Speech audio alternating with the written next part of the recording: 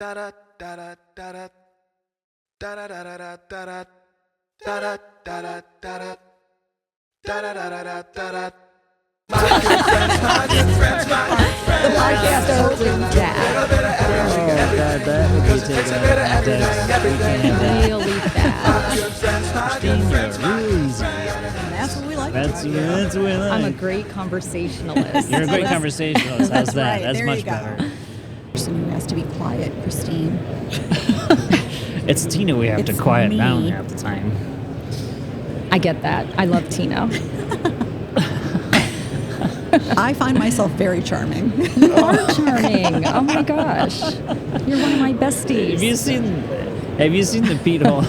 Do you know who Pete Holmes is? He's a comedian. From Saturday Night Live? No. No, anyways. That's Pete Davidson. I went so far wrong. No, wait, not at all the same. I love him. He's a funny comedian, but he's like, his latest show is like, he's like, I came home from a party and I hung up my keys and I go, man, I'm not for everybody.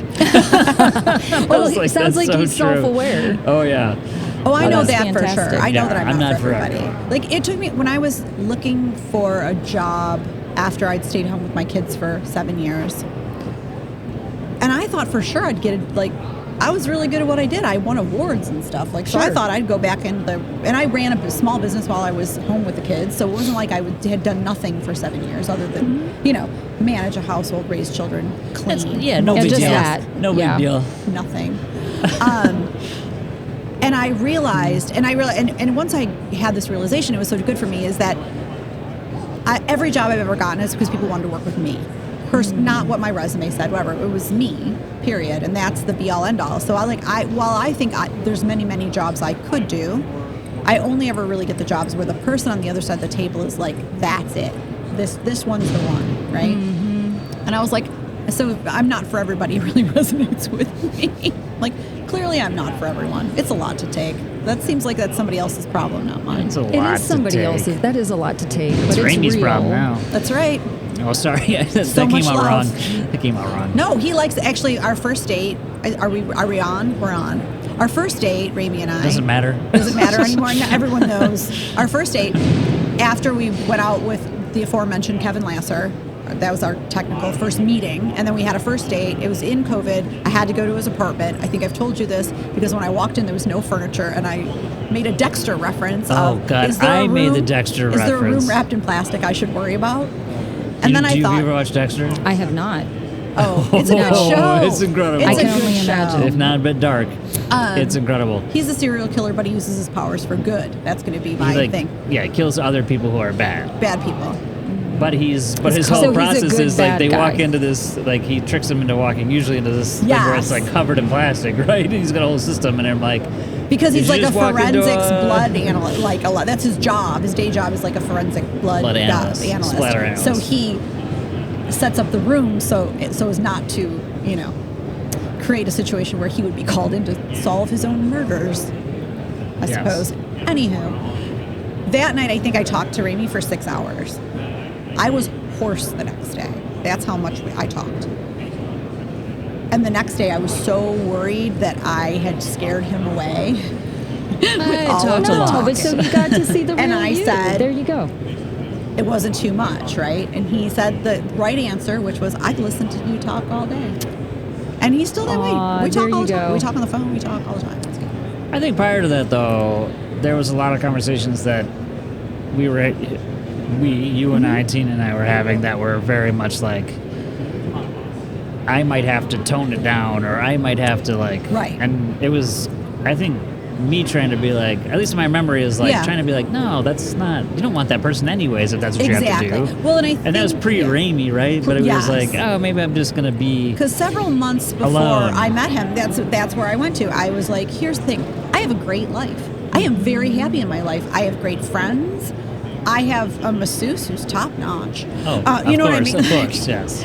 I have a staff of Right. 30, and I they're have a wonderful. staff They of do 30, everything and they're for me. wonderful. Thank goodness, with the Yeah. boat and With the the boat. yacht. Oh, she Please doesn't know what we're talking I about. don't know Chris, that. listen to the Inside previous story. episode to understand that reference. But I want to say it was like the August of that year. I was like, I am more likely to meet a man I'm interested in, like tripping over him on the street, than I am through an app. Like, this is ridiculous. What am I doing? Trying to compromise or sell myself or all of these things, and I'm not doing it. And even through the process, my therapist has challenged me. He's like, instead of writing this copy, the description of yourself, like, write what you would really say. So I did. And I believe actually after I met Rami, I sent it to him and I said, if you had seen this on an app, would you have dated me? He's like, if I had seen it, I wouldn't have believed it was true. And he's like, it's true, it's you, I know you, but I would not have I would never have swiped whatever right or I don't remember now. But he's like, no, I would have thought it was a lie. I don't know either. And I was and like, probably Christine doesn't either because but yes, we're you not swipe dating. one way or the other. I'm sure I did it wrong several times, but whatever. So yeah, I was very content to be like, I'm gonna just not do this. I'll just do this by myself. My kids are great. Like, everything was good in my life, totally and I get was like, that. why am I, to Ben's point, compromising who I am for anyone, let alone a man who's just ultimately probably going to be a pain in my butt. Well, there you go. You know? So you found one that isn't. That isn't. He's great. And no rooms wrapped in plastic. No rooms wrapped. Thank you for the reminder. So no rooms wrapped in plastic. We're on a good trajectory. That's we good. We are. And I think one of his greatest attributes and is that when I give him feedback, he takes that feedback and he said, he's like, I've never been with anyone who is so happy and calm in their life. And you are like, he's like, I've always been surrounded by chaos. So at first it was hard for him because he's like looking for that. I always say I like to live my life at a 7, right? Peaceful joy, man. That's where I'm at. I don't want a 2 so I can have a 10. I want to live like at a 7. Sometimes there's an 8. Sometimes there's a 6. But I don't really want to have that big fluctuation. And he's never had that. He was married to a person who was had some struggles. His family, he went through a lot as a kid, so he's always had. So he was always looking for is it the dopamine, whatever the rewards you get, right? You have the payoff for cortisol and dopamine is higher the lower you are when you get it. So that's why people do cold plunge. Because when you warm up, that lasts longer. The 10 minutes of suffering gives you 5 hours of payoff or whatever. So I think like he'd always just lived that way. So we just actually had a great conversation about it. He's like, I feel so much better, and I didn't even know that I didn't feel I didn't feel the way that I feel. So I'm a positive influence. Yeah, and you are that for everybody. Gosh darn it, people like me. Yes. That's right. I may not be for everybody. That's right. But most people. But for the people that I am for, I think I'm good. Yeah. I think you are too, Christine. Aw, It's thank been you. nothing but I think our meet cute in Nashville was a positive interaction for both of us. I was immediately I think you're very warm, you're very smart, and that's my favorite kind of thing in a person. Well, thank you, Tina. And she's also very fashionable sneakers. She's very fashionable too. I try. Doing any cold plunges recently? No, but I'm like listening to this. I think that sounds exhausting. Like I'd rather hover at the 7. Yes, you stay at the 7. I'd rather stay at the 7. Manage my energy. I don't like the big peaks and valleys. No. Yeah, me neither. But life isn't a 7 though. I mean, I think. No, but it's about No, but you can managing. right. You manage your emotions, so becoming more emotionally agile. That's like a new term. Ooh, I like that it. I've learned. So you I don't like let your it. highs get too high. You don't let your Right. lows get too low, and you maintain control in the chaos. Right. I think it's like for me, like not buying into drama. Yes. There are a lot of people who love to create drama and create chaos so that they have that, right? That up and down, because that's what they're looking for is that payoff, that rush, right? That's not for me, right? I don't like, and now that I mean, I'm sad it took me so long to get so attuned with like how I'm feeling, how I'm receiving information. But now that I know, I mean, I can only hope that my kids are all my kids go to therapy, so hopefully their therapists are helping them too. But like regulating that and controlling yourself and your reaction to things, I think is incredibly important. And now, a word from our sponsor. This episode of My Good Friends is brought to you today by our good friends at Switch RCM. Nate is back to tell us more about the complicated issue of out-of-state claims. Tell us, Nate. As a provider, I know that it's very difficult to understand how to register and how to route out-of-state claims based on various rules. So Switch RCM has created technology that automates the process of getting the claim to the right payer, the highest paying payer and the fastest reimbursement payer, without putting any of the burden of that routing back on the provider. It's amazing technology, and no one in the country is doing this, just like some of their other technologies. So folks, if you need this, which I'm assuming you do, let's reach out directly to Nate at switchrcm.com. He can help you and your team figure this complicated problem out. Thanks, Nate. Appreciate all your work on this. Now, back to the show. Okay. Ben's Yes. looking at me skeptically with his face. No, I'm not.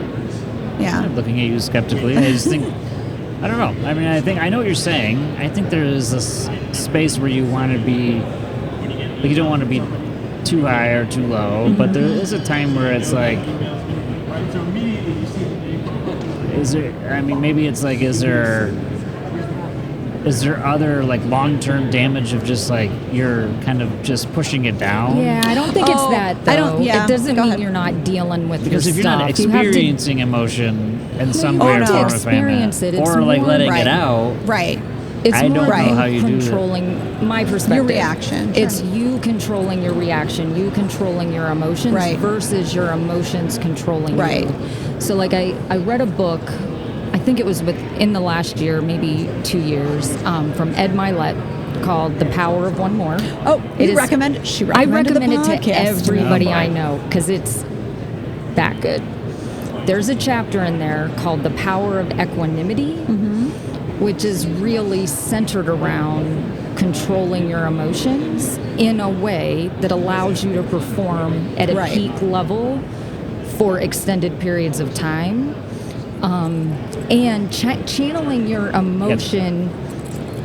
emotions in a way that you can focus better. And he gave some examples of like baseball players, how they have different tactics that they'll do, like when they go up to the plate. And, Oh, sure. Yeah, like to Their get themselves, ritual. their ritual to really get themselves centered and in the right brain space so that, and like you're in the World Series and like I know next to nothing about baseball, That's so I'm right. going to get all my facts wrong, but let's just say there's a lot of pressure. Well, she doesn't. I don't. You I'm know, not She sure. definitely doesn't. She definitely doesn't? Yeah, Okay, she definitely sweet. does not know any baseball terms. Right. Well, somebody asked me yesterday because I wear a necklace that has the number 42 on it. Are you a big Jackie? Is it Jackie Robinson? He just died, yeah. Are you a big Jackie Robinson fan? I was like, no. And she's like, well, what is it? I was like, well, my birthday is April 2nd, which is 42. And if you've ever read The Hitchhiker's Guide to the Galaxy, the answer to everything in the universe is number 42. So like, wear it for luck. That's all. And I was like, no baseball here, friend.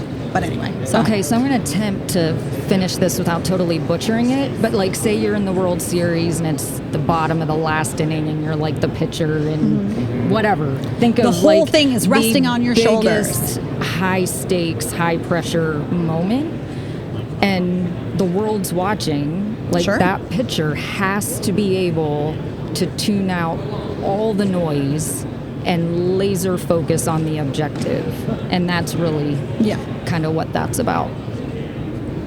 It's not about tamping down stuff or Right. not dealing No, with stuff. I get that. I just think it's like that's a short term, like, very finite moment in time. Correct. Where it's like, for this Right. minute or 2 minutes or Right. 5 minutes, I gotta find a way to like block everything else out Right. to do this. It just, I guess part of me says you can't really turn that into where it's like I'm constantly doing that. Sure.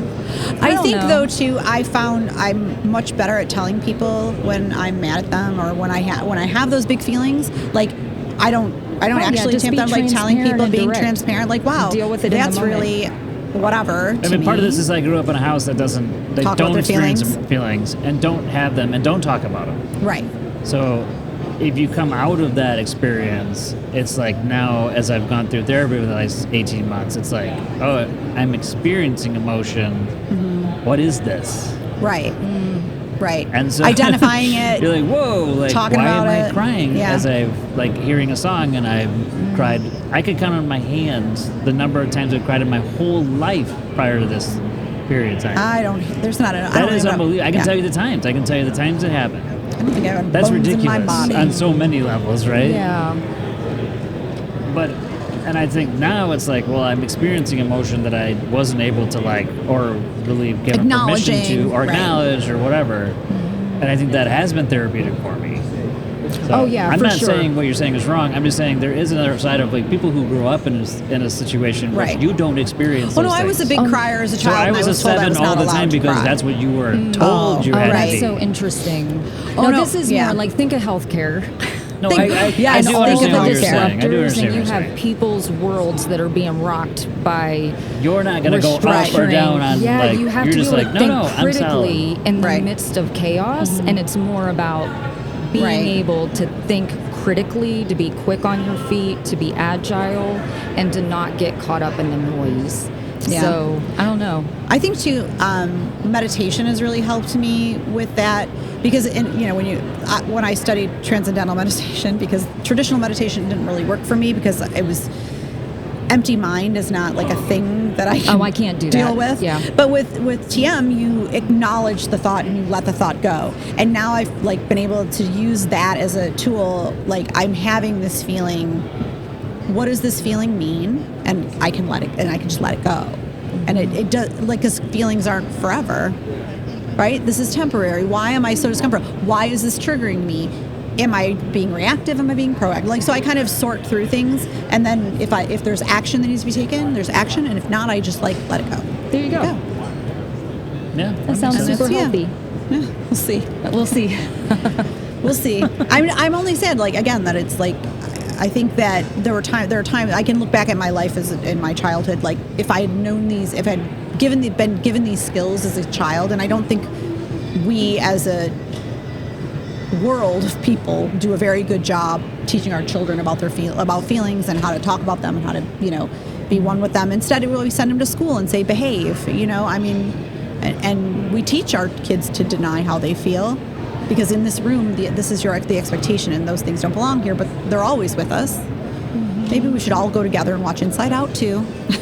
I did. I watched this Sunday. We've had a lot of Pixar mentions during the podcast today. Well, I also think, like, for Christine and I, we both have kids that have autism. And I think autistic kids don't have that. They experience emotion. The emotion And is here it sort of- is. Yeah, and here it is. It is But what it it's- that is also a learning, teaching for Right. all of us. It's like, well, no, sometimes it's okay to experience emotion. Right. They're working to like temper it a bit. We probably need to work on like Letting it, yeah, letting some of that acknowledging out. it, You know? yeah, part of it. exactly. It is fascinating, Right. kind of the combo.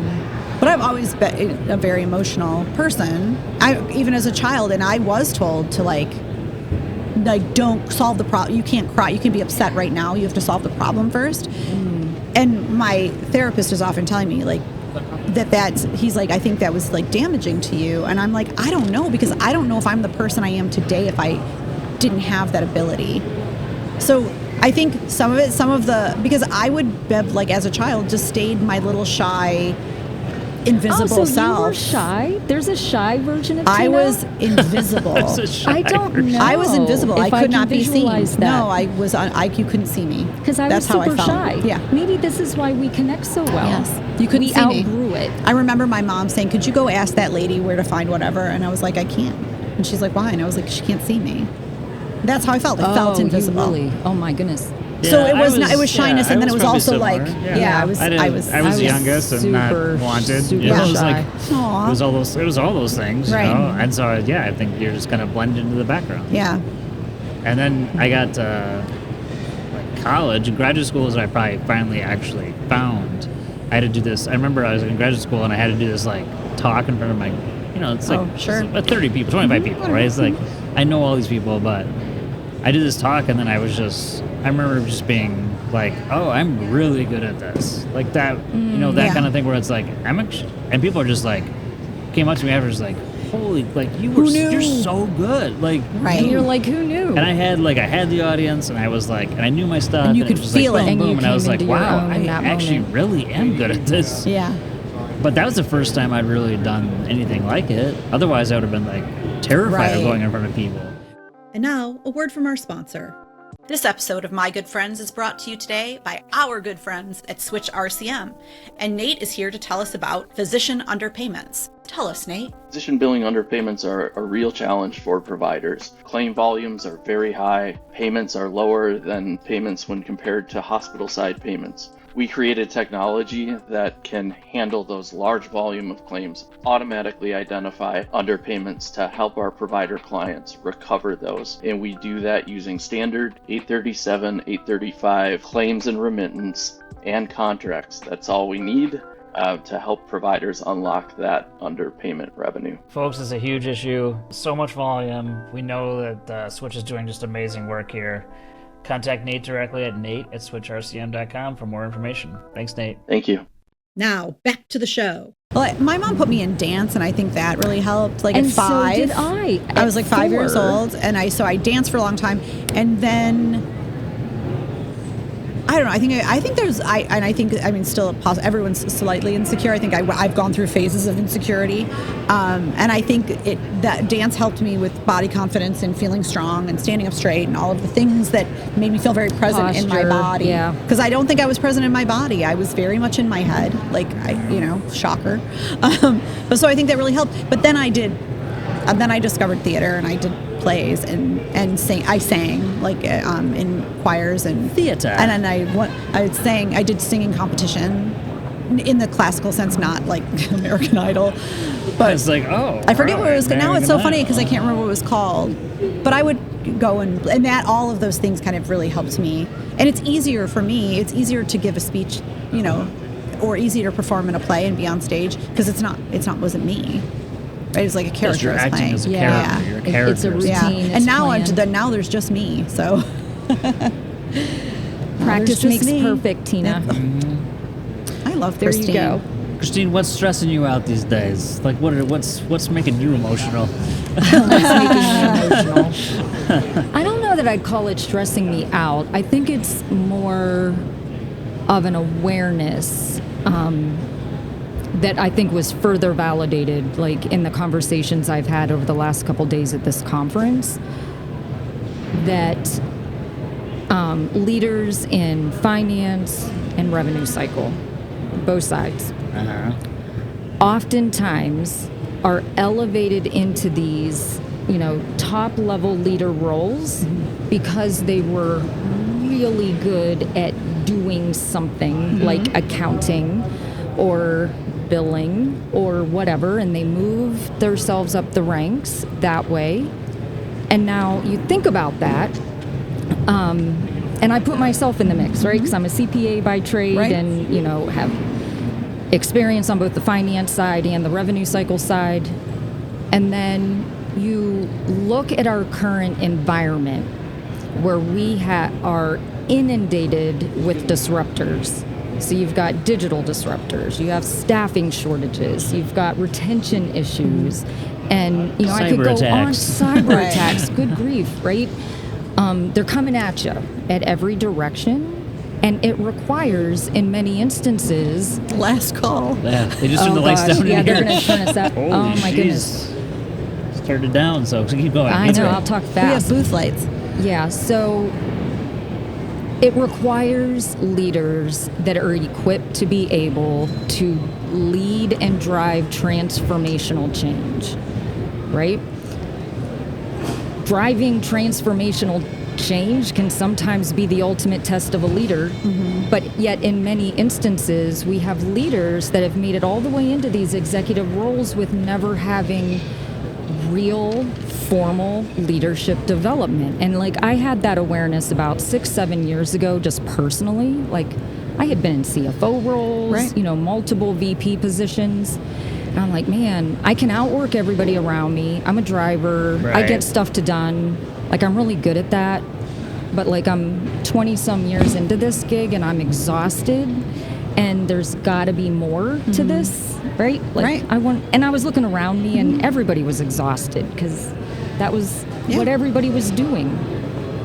And so I probably spent the last 6-7 years just digging deep into studying high performing leaders and just top performing people in general to learn what they do, and realizing, oh my gosh, we need leaders right now that are equipped with, expert communication skills, that really know how to leverage their influence and to work in a collaborative environment, critical thinkers, people that are strategic. And so I think because of that, I've probably in the last, say, 2 years, doubled down on really owning my own personal and professional development, because I need to make sure I'm equipped to be able to do the hard things. But in addition to that, like my entire team, I've doubled down from the entry level new college grad up to the directors that are my direct reports. I focus a lot of attention on trying to create and develop that next level leader, because I feel like our industry needs it. So I'd say that is, I don't know if I'd call that a stressor. I would say that is what is top of mind, and I can't shake it. That's interesting. I guess when you were talking, one of the things I've been thinking about was just that it's like, I think sometimes what I get is like there's this expectation of a leader to be kind of both strategic and operational and visionary and good at communicating. Right. And the reality is like that's not real. Like, I'm a really good communicator. I can tell my story really well. According to Tina, I can tell my India story and she'll laugh at my misery. But I'm just a good storyteller is what made it funny, apparently. Yes. But whatever, I'm not bitter. You're still alive, Ben. That's Still why alive. it's funny. Had you died, not funny. But I can tell my story really well. I'm very good at that. And I'm a visionary on a lot of fronts, right? Like, I'm visionary about thinking about what's next, and that's my thing. But I was actually really not a good operator. Mm-hmm. And I learned from my own failures probably over time. I think what I see happening, though, is like this expectation of this person that they're going to hire as let's just say VP rev cycle role. Mm-hmm. And they're like, and when a recruiter calls me, it's like, they're always like, well, someone that fits this mold, and we need someone strategic. They use a lot of the same words you're using. And, and I think what I told them, I was like, what? It's like, it's a freaking unicorn. Like, I don't know what you're looking for. That's not... Right. That person may exist, but they don't really exist. What they need to have is like, no, I want someone who's an amazing operator, or someone who's a visionary communicator that can hire the operators around. Right. So even if what you're describing, and I love what you're describing, isn't like, I'm going to go figure out these things because I want to understand them. Part of that process too, I think, is at least for me, is understanding what am I not. Sure. What am I not going to be good at? 100%. What am I not going to be world class at? Because then I know, I know something about this, but I got to so for me, I just surround myself with like Helen. I can find a person who goes and gets shit done. That's right. And is the details person, and that my team does that stuff because that's not my strong suit. Exactly. Well, that's all a part of leadership development. 100%. Like understanding you. Yes, exactly. More than like I'm just getting training to go try to be average, which is what Gallup says all the time. Someone can take something that's a weakness and make it like average. Okay. But you can never make it world class. You can only take something you're good at and naturally comes natural, that you can make world class. Right. Yeah, so that's so interesting you would say that, because I had my entire leadership team over the last couple years go like an inch wide and a mile deep into all the assessments, everything except the Enneagram. I know that's like your fave. That's super complicated. It's just for the me. one you should use, but it's fine, Christine. Fair enough. I actually took it. I did not like my results. So I think I have to take it again. We'll take it. No, Christine, I take it together. 100% do not believe in my results, so I need to take it again. We'll do this test. Although I did the human design one. Was it Sarah or was it Hani who recommended the human design one? Honey. I did it, and I actually 1,000% agree with that one. Okay, but that's astrological as well. But the Enneagram we'll do later. After this, we'll do it, and I'll show you the exact test to do it. I know the exact. Okay. There's an easy way to do it. Okay. And it's a little painful. We'll know for sure whether or not you're that number. All right. Okay. Perfect. We'll do it together, and then we'll commiserate over it. You and I. All Christine. about a challenge, but I don't agree with my current number. But I've taken. It actually means you're probably a certain number, but that's a different subject. Keep going. What did he say? He's gonna assign. So your there's number. There's actually one number that if you are, you typically you hate it. You're like, oh, this is This is This terrible. is stupid. No one can label me. That can't How be dare you. Especially a 5, but How whatever. dare Well, let's just say I've shared the number, which I'm not going to share right now Because we're going to do it again. because we're going to do it again. She don't believe it. Because I don't believe it. And I Yes. shared it with a couple people who are as passionate about the Enneagram as you are, Yes. Ben. And they know you. They did, and they know me, and they did not believe the number. Okay. So I'll, but No, that but might I be totally trust true. you. That'd so be totally I, true. I, I have let's a do way it to again. kind of go through it. You'll Okay, see. so fair enough. So I'd say the assessments that I have gone deep into have been the Working Genius. Oh my gosh, that was a game changer for me and my team. And then we've got the Myers-Briggs, which you can kind of marry Sure. the two together. Those are, and we've got the standout. We do the Marcus Buckingham standout tool. And so you kind of marry those results. And like, I know for me, I'm a tenacious galvanizer. I get stuff done and I can rally people around an idea. But my strength is not in, if you know the Working Genius, wonder, Right. right? In fact, that is that is absent for most of my team, is the genius of Yeah, wonder. yeah, So yeah. now we're aware, right? You know you don't have it. We know we don't have it, and it's not that like that's a bad thing. It just means you have to make accommodations for Well, you're that. intentional now about like knowing. Well, we'll schedule it in. Like, hey, we're going to have a team meeting, and we are going to carve out time. We are not going to not to solve problems or to get stuff to done, Right. but rather to think out loud and to ideate. Right, get and curious about But I don't think what's we ever going did that on. before. Right. So, like, my team was driving 100 miles an hour, getting stuff done, but were we getting all the right things done? Were we focused on the most important things? Maybe, maybe not. And I think Yeah, no, that's equipping right. my team to understand that they need to surround themselves with Right. people who have strengths they don't have, and also to be self-aware when you or your team is missing a key ingredient, and then you Right. leverage other Right. partners and thought leaders to get there. But that self-awareness is missing in many instances, I think, from teams, and it's not something that's often talked about or taught. Yeah, it's you have to go on the discovery journey to a degree. 100%. And most people just run into it hard, or it's Right. just not built into the culture, or Right. whatever. Yeah. Well, I Totally hate to say agree. it, but we are They're out of shutting time. us Yeah, down. They are They're literally going- shutting us This down. was so interesting, Push and I'm us so off the happy that we got. stage. I'm sad I have not had a minute to spend with Christine, but I'm hoping I'll have a little more time here minute. today. Well, we'll have to go through your Enneagram. We're gonna have to test go. and Let's results. do that. We'll, Let's go we'll, do that we'll right schedule now. a podcast to talk about our Enneagram results. Stay tuned. Oh, there we go. Thanks, Christine. Well, Thank thank you you. for the invite. My good friends, my good friends, my good friends. Do a little bit of everything, everything. Cause it takes a bit of everything, everything. My good friends, my good friends.